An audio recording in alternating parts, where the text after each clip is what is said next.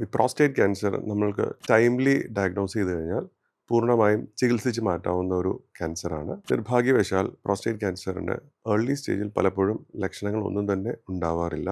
പലപ്പോഴും മറ്റ് സിംറ്റംസ് മൂലം പേഷ്യൻസ് നമ്മളുടെ അടുത്ത് വരുമ്പോൾ യാദൃശ്ചികമായി പ്രോസ്റ്റേറ്റ് ക്യാൻസർ ഡയഗ്നോസ് ചെയ്യപ്പെടുകയാണ് ചെയ്യുന്നത്.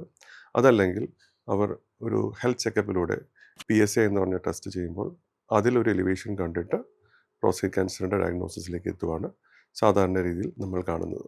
ചിലപ്പോൾ പ്രോസ്റ്റേറ്റ് ക്യാൻസർ മൂലം മൂത്രമൊഴിക്കുന്നതിൽ ഉള്ള വ്യത്യാസങ്ങൾ രോഗികളിൽ കാണപ്പെടാറുണ്ട്. അതായത് കൂടെ മൂത്രം ഒഴിക്കാനുള്ള ഒരു ടെൻഡൻസി വരിക, മൂത്രശങ്ക ഉണ്ടാവുക, അല്ലെങ്കിൽ മൂത്രത്തിൽ രക്തം പോവുക, മൂത്രം ഒഴിക്കുന്ന സമയത്ത് വേദന അനുഭവപ്പെടുക. ഇതെല്ലാമാണ് മൂത്രസംബന്ധമായ ലക്ഷണങ്ങൾ പ്രോസ്റ്റേറ്റ് ക്യാൻസർ മൂലം ഉണ്ടാവുന്നത്. ഇനി ഇതല്ലാതെ ചില സാഹചര്യങ്ങളിൽ ഈ പ്രോസ്റ്റേറ്റ് ക്യാൻസർ മറ്റു ഭാഗങ്ങളിലേക്ക് സ്പ്രെഡ് ചെയ്യുമ്പോൾ, പെർട്ടിക്കുലർലി ബോണിലേക്ക് സ്പ്രെഡ് ചെയ്യുമ്പോൾ അതിൻ്റെ റിലേറ്റഡ് ആയിട്ടുള്ള സിംറ്റംസ്, അതായത് ബോൺ പെയിൻ, ബാക്ക് പെയിൻ, ഏറ്റവും കോമൺ ആയിട്ടുള്ള ഒരു സിംറ്റം ബാക്ക് പെയിൻ ആയിട്ടാണ് പ്രോസ്റ്റേറ്റ് ക്യാൻസർ ഉള്ള വ്യക്തികൾ നമ്മളുടെ അടുത്ത് എത്താറുള്ളത്.